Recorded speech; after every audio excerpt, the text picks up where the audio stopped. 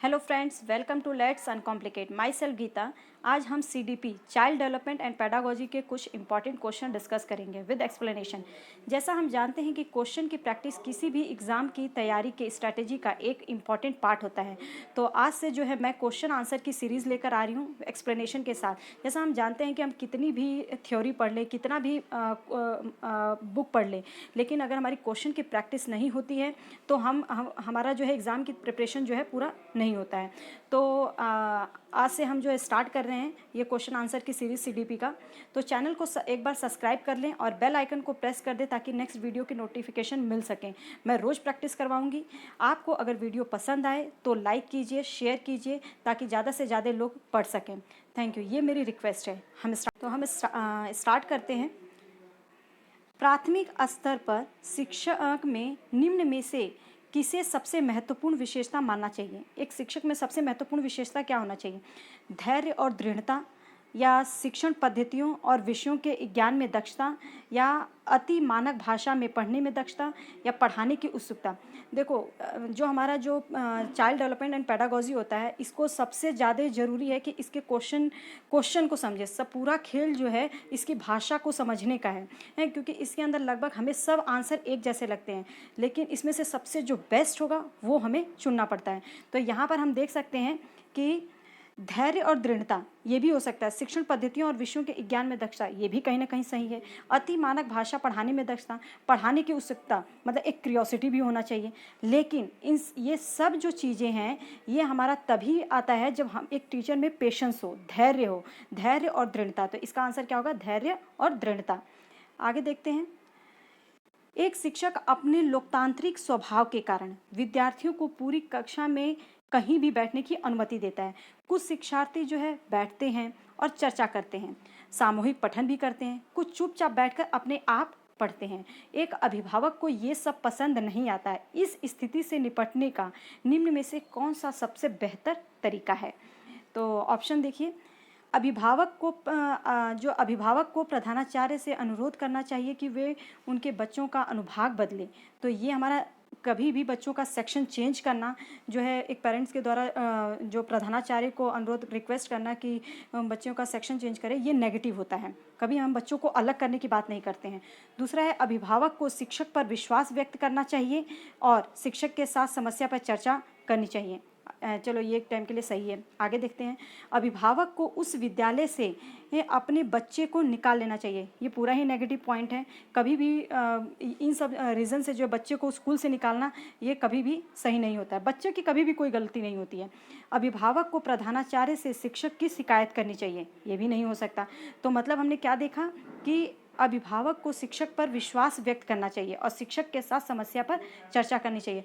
अगर टीचर कुछ भी कर रहा है तो पेरेंट्स को क्या है, शिक्षक का साथ देना चाहिए, उससे कंसल्ट करना चाहिए, उससे बातचीत करना चाहिए और उस समस्या का समाधान वो टीचर ही बता सकता है। तो हमारा जो आंसर है ये है बी। आगे देखते हैं। वह अवस्था जब बच्चा तार्किक रूप से वस्तुओं व घटनाओं के विषय में चिंतन प्रारंभ करता है। बहुत ही इम्पॉर्टेंट, ये जीन पियाजे का है और बहुत ही इम्पॉर्टेंट क्वेश्चन है। जीन पियाजे की जो संज्ञानात्मक विकास का सिद्धांत है, इससे बहुत क्वेश्चन आते हैं और हमेशा 2-3 क्वेश्चन आते ही हैं। तो वह अवस्था जब बच्चा तार्किक रूप से चिंतन करता है। तार्किक रूप से चिंतन कब बच्चा शुरू करता है? तो वो हमारा कौन सा स्टेज होता है? मूर्त संक्रियात्मक अवस्था। जीन पियाजे की जो तीसरा स्टेज है, जो 7 से 11 साल की स्टेज है, ये मूर्त संक्रियात्मक अवस्था जो है 7 से 11 साल की।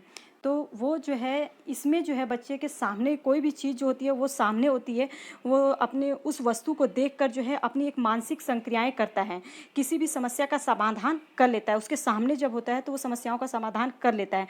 परंतु उन वस्तुओं से संबंधित कुछ समस्या पर अगर मानसिक जो संक्रियाएं होती हैं, जो उसके मेंटल ऑपरेशंस होते हैं, जो अपने उसके संज्ञान में चलता रहता है, उसका कोई अगर निष्कर्ष पर पहुँचे, इसमें ये जरूरी नहीं कि हमेशा सही हो, असमर्थ भी रहता है। तो बच्चा जब तार्किक रूप से वस्तुओं घटनाओं के विषय में चिंतन प्रारंभ कब करता है?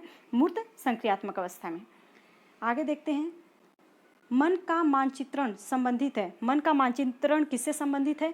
तो ये साहसिक कार्यों की क्रिया योजना से बिल्कुल नहीं। मन का चित्रण बनाने से नहीं, मन की क्रियाशीलता पर अनुसंधान से।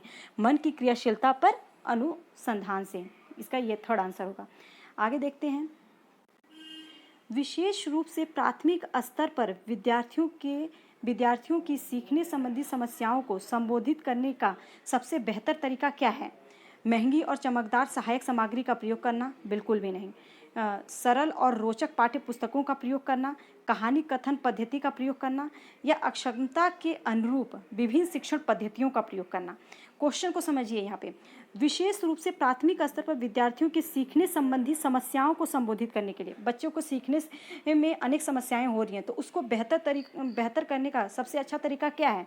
तो हमें जब भी बच्चे को हम कुछ पढ़ाते हैं और उसको सीखने से संबंधित समस्याएं होती हैं, तो उसका समाधान करना होता है। तो बहुत ज़्यादा ज़रूरी है कि हम जिस तरीके से पढ़ा रहे हैं, जो हमारी शिक्षण पद्धति है, जो हम शिक्षण का एक जो मेथड यूज़ कर रहे हैं, उस मेथड में जो है परिवर्तन करें, या अक्षमता के अनुरूप अगर जो बच्चे को सीखने से संबंधित जो समस्या हो रही है, उसके अनुरूप जो है विभिन्न शिक्षण पद्धतियों का हमें प्रयोग करना चाहिए। तो क्लास में अलग अलग तरह के बच्चे होते हैं, तो उनकी अक्षमताओं को समझना चाहिए और विभिन्न शिक्षण पद्धतियों का प्रयोग करना चाहिए।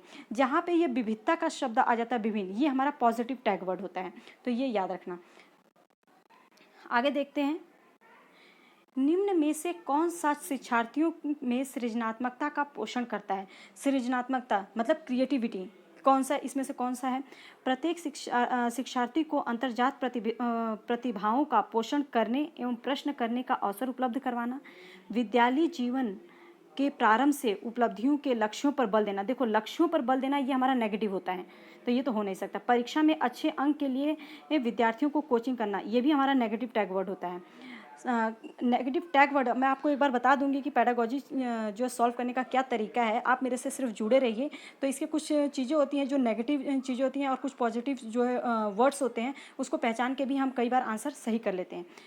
अच्छी शिक्षा के व्यवहारिक मूल्यों के लिए विद्यार्थियों का शिक्षण, तो इसमें हमारा जो बेस्ट आंसर जाता है वो हमारा है कि प्रत्येक शिक्षार्थी की अंतर्जात प्रतिभाओं का, अंतर्जात मतलब जो उनके अंदर पहले से जो अंतर्जात प्रतिभा है, जो उनके अंदर पहले से ही जो प्रतिभा छिपी हुई है, उसका पोषण करने और प्रश्न करने का अवसर उपलब्ध कराना। बच्चे को प्रश्न करने का अवसर उपलब्ध कराना, उनको अवसर देना, ये हमेशा पॉजिटिव होता है।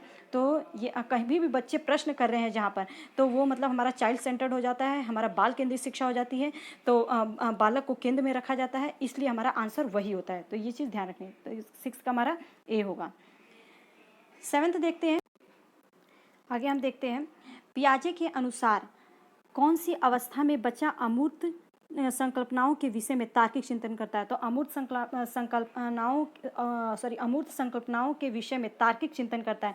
तो ये जीन पियाजे की आखिरी स्टेज है। औपचारिक संक्रियात्मक अवस्था मतलब कि 11 वर्ष से ऊपर वाली जो अवस्था होती है, इसमें जो है वो अमूर्त चिंतन करने लगता है। मूर्त चिंतन आए तो मूर्त संक्रियात्मक अवस्था 7 से 11 वर्ष तक जो तार्किक चिंतन मूर्त अवस्था में करता है, तो वो हमारा कौन सा होता है? मूर्त संक्रियात्मक अवस्था में। तो यहाँ पर जो है हमारा आंसर क्या होगा? है औपचारिक संक्रियात्मक अवस्था, क्योंकि अमूर्त चिंतन बोला है। आगे देखते हैं, सीखना समृद्ध हो सकता है। सीखना जो है समृद्ध हो सकता है। क्वेश्चन देखते हैं, कक्षा में अधिक से अधिक शिक्षण सामग्री का प्रयोग किया जाए। शिक्षक विभिन्न प्रकार के व्याख्यान और स्पष्टीकरण का प्रयोग करें। कक्षा में आवधिक परीक्षाओं पर अपेक्षित ध्यान दिया जाए। तो ये कुछ चीज़ें आप समझ लीजिए। जो परीक्षाओं पर ध्यान देना, ये हमारा नेगेटिव है। कभी भी एक टीचर का जो है मेन मोटिव जो है परीक्षाओं पर ध्यान देना नहीं होता। और शिक्षक विभिन्न प्रकार के व्याख्यान और स्पष्टीकरण का प्रयोग करें, ये भी कहीं ना कहीं गलत है। कक्षा में अधिक से अधिक शिक्षण सामग्री का प्रयोग करना, ये सही है, लेकिन हमें इसमें बेस्ट आंसर चुनना है। तो कभी भी जब भी क्वेश्चन दिया आपसे क्वेश्चन पूछा जाता है, जब भी हम एक एज अ टीचर हम पढ़ाते हैं क्लास में, तो हम बच्चे को जो भी पढ़ाएं वो रियल लाइफ से जोड़ कर पढ़ाएं। मतलब रियल लाइफ से अगर हम जोड़ कर पढ़ाएंगे तो वो बच्चों को समझ में भी आएगा, और बच्चों के आगे वाली लाइफ आगे जो है इन फ्यूचर के लिए जो है ये सही भी रहता है, और वो अच्छे से समझ भी पाता है। तो वास्तविक दुनिया से उदाहरण को कक्षा में लाया जाए, जिसमें विद्यार्थी जो है एक दूसरे से अंतःक्रिया करें। सबसे ज़्यादा जरूरी है कि बच्चों का इंटरेक्शन होना चाहिए, तभी वो ज़्यादा से ज़्यादा अच्छे से सीख सकते हैं। जहाँ पर इंटरेक्शन आ जाए, जहाँ पर अंतःक्रिया बच्चा करता है, तो ये जो है हमारा पॉजिटिव टैग वर्ड है। और शिक्षक उस प्रक्रिया को सुगम बनाए। जो शिक्षक का काम है वो मार्गदर्शन करे और बच्चों को ज़्यादा से ज़्यादा अंतःक्रिया करने दे, मतलब जहाँ पे बच्चों की भागीदारी होती है वो शिक्षण सबसे ज़्यादा बेहतर होता है। डी इसका आंसर होगा। नेक्स्ट, निम्न में से कौन से कथन को सीखने की प्रक्रिया की विशेषता नहीं मानना चाहिए? सीखने की प्रक्रिया की विशेषता नहीं मानना चाहिए। अच्छा, हम बहुत बार गलत कर देते हैं, ये नहीं हमारा शब्द हम छोड़ देते हैं, तो नहीं मानना चाहिए। तो पहले ये देख लो क्या क्या मानना चाहिए। सीखना एक व्यापक प्रक्रिया है, बिल्कुल। सीखना लक्ष्यों उन्मुख होता है, बिल्कुल। अन्य अधिगम भी सीखने की प्रक्रिया है। शैक्षणिक संस्थान ही एकमात्र स्थान है जहाँ अधिगम प्राप्त होता है, बिल्कुल नहीं। हमें ज्ञान तो हमें कहीं पर भी, हमसे अपने बड़ों से मिल सकता है, परिवार में मिल सकता है, हमारे इन्वायरमेंट से मिलता है। तो जो 9th का है ये डी जो है हमारा गलत होगा, ये इसकी विशेषता नहीं है, सीखने की प्रक्रिया की विशेषता नहीं है। आगे, 5वीं कक्षा के दृष्टिबाधित विद्यार्थी के माता पिता और मित्रों द्वारा उसे दैनिक कार्यों को करने में सहायता करनी चाहिए। बी है हमारा कि उस बच्चे के साथ सामान्य रूप से व्यवहार किया जाना चाहिए और श्रव्य सीडी के माध्यम से सहायता उपलब्ध कराई जानी चाहिए। और आगे है कक्षा में विशेष व्यवहार किया जाना चाहिए और निचले स्तर के कार्य करने की छूट मिलनी चाहिए। ये दृष्टिबाधित से जो रिलेटेड क्वेश्चन है, आप इसको एक बार समझ लें, कभी भी इससे रिलेटेड आपका क्वेश्चन कभी भी गलत नहीं करेंगे। दृष्टिबाधित विद्यार्थी, सबसे पहले ऐसे जो बच्चे होते हैं उनके साथ सामान्य व्यवहार करो हैं और उनको उसी कक्षा में पढ़ाओ जिसमें सामान्य बच्चे पढ़ते हैं, बल्कि इनके लिए जो हमारे मेथड है वो अलग यूज़ करो। जैसे कि श्रव्य सीडी, यहाँ पे आपका जैसे दृष्टिबाधित है वो देख नहीं सकता तो सुन तो सकता है ना, तो उसको वैसे मेथड यूज़ करो। लेकिन ये नहीं है कि उसे विशेष प्रकार का आप ट्रीटमेंट देने लगो तो उसे ये लगेगा कि मैं इनसे अलग हूँ, या उसे निचले स्तर के कार्य करने की छूट होनी चाहिए। इससे बच्चे में जो है हीनता की भावना आती है। और माता पिता और मित्रों द्वारा उसे दैनिक कार्यों को करने में सहायता करनी चाहिए। कब तक कोई किसी की सहायता करेगा? तो हमारा जो मेन मोटिव है इसके अंदर, तो वो ये है कि कक्षा में सामान्य रूप से उसके साथ व्यवहार किया जाना चाहिए। उसमें इससे क्या होगा, बच्चे में पॉजिटिविटी बनी रहेगी, उसे भी लगेगा कि इन बच्चों की तरह वो भी सीख सकता है। और सीखने के लिए श्रव्य सीडी के माध्यम से सहायता उपलब्ध करानी चाहिए। तो हमारा आंसर बी होगा। नेक्स्ट जो है 11th, निम्न में से कौन सा बच्चे के सामाजिक मनोवैज्ञानिक आवश्यकताओं के साथ संबंध नहीं है? देखो, संबंध नहीं है, किसके साथ? सामाजिक मनोवैज्ञानिक आवश्यकताओं के साथ संबंध नहीं है। तो सबसे पहले इसके अंदर आप ये समझ लें कि क्या है सामाजिक और मनोवैज्ञानिक आवश्यकताओं के साथ किसका संबंध है? संवेगात्मक सुरक्षा की आवश्यकता, बिल्कुल। बच्चे के अंदर सबसे पहले इमोशनली जो है वो ये लगना चाहिए कि वो सेफ है। दूसरा, शरीर से अपशिष्ट पदार्थ का नियमित रूप से बाहर निकलना, ये क्वेश्चन से ही रिलेटेड नहीं लग रहा है। सानिध्य, संगीत की आवश्यकता, बिल्कुल। सामाजिक अनुमोदन तथा सराहना की आवश्यकता, बिल्कुल। तो हमारा जो कौन सा इसके अंदर से, हमारा जो बी है, शरीर से अपशिष्ट पदार्थों का नियमित रूप से बाहर निकलना, ये हमारी सामाजिक मनोवैज्ञानिक आवश्यकता के साथ संबंध नहीं रखता है। नेक्स्ट 12th क्वेश्चन देखते हैं। वह कौन सा कथन है जहां बच्चे के संज्ञानात्मक विकास को सबसे बेहतर तरीके से परिभाषित किया जा सकता है? सबसे बेहतर तरीके से, तो वो हमारा क्या है? विद्यालय एवं कक्षा पर्यावरण, दूसरा जो है सभागार, तीसरा घर, खेल का मैदान। अब यहाँ पे आप समझिए, संज्ञानात्मक विकास की बात हो रही है। संज्ञानात्मक विकास मतलब कि बच्चा सबसे ज़्यादा से ज़्यादा जो है संज्ञानात्मक रूप से वो क्रियाएं करें। संज्ञानात्मक विकास से यहाँ पर क्या आप समझ रहे हैं कि बच्चे की उन सभी मानसिक योग्यताओं, वो जो उसकी मेंटली वो जो करता है, तो उसकी जो भी मेंटली कर रहा है उसकी योग्यताओं और जो उसकी एबिलिटी है उसमें हमेशा वृद्धि और विकास होता रहे, जिसके परिणामस्वरूप इससे क्या होगा कि वह अपने निरंतर वातावरण में ठीक प्रकार से समायोजन कर पाएगा। बच्चा जो है समायोजन अपने वातावरण में समायोजन कर पाएगा और विभिन्न प्रकार की जो अगर उसके समस्याएं आएंगी तो उसको सुलझाने में भी उसकी मानसिक शक्तियां जो है पर्याप्त रूप से उपयोग कर पाएंगे। तो वो कौन सा जगह है? संज्ञानात्मक विकास। ये ऐसा कहाँ पर हमें ये वातावरण मिलता है? विद्यालय में, क्योंकि वहाँ पर हम क्या करते हैं, हमेशा हमें ऐसा ही वातावरण मिलता है, हमें पीयर ग्रुप मिलता है, तो हमें समस्या आती है, हम उसको सुलझाते हैं। तो बच्चे के लिए जो है संज्ञानात्मक विकास का सबसे बेहतर तरीका, वैसे तो ये घर भी हो सकता है, खेल का मैदान भी हो सकता है, लेकिन इसमें से बेस्ट आंसर जो है विद्यालय और कक्षा पर्यावरण जाएगा। नेक्स्ट देखते हैं पाठ 13। डैश को एक अभिप्रेरित शिक्षण का संकेत माना जाता है। डैश को अभिप्रेरित शिक्षण, अभिप्रेरित मतलब किससे वो मोटिवेट हो रहा है? शिक्षक द्वारा दिया गया उपचारात्मक कार्य, या विद्यार्थियों द्वारा प्रश्न पूछना, विद्यार्थियों द्वारा प्रश्न पूछना, कक्षा में एकदम खामोशी या कक्षा में, ये तो एकदम आपका नेगेटिव टैग वर्ड है, कभी भी बच्चे शांत न रहें। कक्षा में अधिकतम उपस्थिति, ये भी कोई वो नहीं है कि बच्चा उपस्थित ही रहेगा तो इससे कुछ वो होने वाला है। तो इसके अंदर जो है हमारा क्या होगा, विद्यार्थियों द्वारा प्रश्न पूछना, ये जो है हमारी अभिप्रेरित शिक्षण का एक संकेत माना जाता है। सब क्योंकि बच्चा जहाँ पे सक्रिय है वही आपका आंसर है। जितना बच्चा इन्वॉल्व हो, हमारा मेन मोटिव है कि बच्चा इन्वॉल्व हो, तो इसका आंसर जो है आपका विद्यार्थी द्वारा प्रश्न पूछना। नेक्स्ट हम देखते हैं, निम्न में से कौन सा बुद्धिमान बच्चे का लक्षण नहीं है।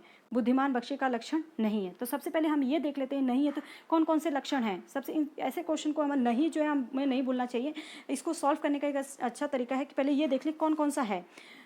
वह जो प्रभावपूर्ण एवं उचित तरीके से संप्रेषण करने की दक्षता रखता हो, बिल्कुल कहीं ना कहीं ये बहुत ही सही है कि हमें बच्चा अपनी बात कहने और उचित तरीके से जो है वो अपनी बात कह पा रहा है, तो उसके एक ये जो बुद्धिमत्ता की निशानी है। वह जो अमूर्त रूप से सोचता हो, बिल्कुल।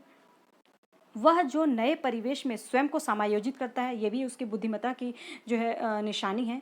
वह जो लंबे निबंधों को बहुत जल्दी रटने की क्षमता रखता है, ये बिल्कुल भी नहीं। रटना जो है ये हम याद रखना, कहीं पर भी क्वेश्चन में रटना आ जाए तो वो आपका आंसर कभी भी हो ही नहीं सकता। तो बच्चे की बुद्धिमत्ता की निशानी नहीं है रटना, रटने की क्षमता रखता है, ये हमारा आंसर नहीं होगा। नेक्स्ट क्या है हमारा, बच्चे दुनिया के बारे में अपनी समझ का सृजन करते हैं, इसका श्रेय किसको जाता है। बच्चे दुनिया के बारे में सृजन, देखो ये फिर आ गया हमारा ये जीन पियाजे का संज्ञानात्मक विकास, क्योंकि जीन पियाजे ने जो है अपने बच्चों को ही मेन मोटिव बनाया था, अपने बच्चों पर ही उन्होंने जो है रिसर्च की थी, और उनका यही मानना था कि बच्चे जो है दुनिया के बारे में अपना एक समझ, अपना सृजन करते हैं, तो अपनी समझ विकसित करते हैं। तो किसने, ये जीन पियाजे ने। ठीक है, होप सो आपको समझ में आ गया होगा। और अगर कुछ भी न समझ में आए या कोई भी कहीं पर आपको प्रॉब्लम लगा हो किसी भी क्वेश्चन में, तो आप कमेंट में बिल्कुल पूछ सकते हैं। और अगर आपको वीडियो पसंद आए तो इसको लाइक कीजिए, शेयर कीजिए और उन लोगों तक पहुंचाइए जो कोचिंग नहीं ले सकते हैं। मेरा मेन मोटिव यही है कि जिनका CTET नहीं निकला है, विदाउट कोचिंग वो अपना CTET क्रैक कर सकें। Thank you.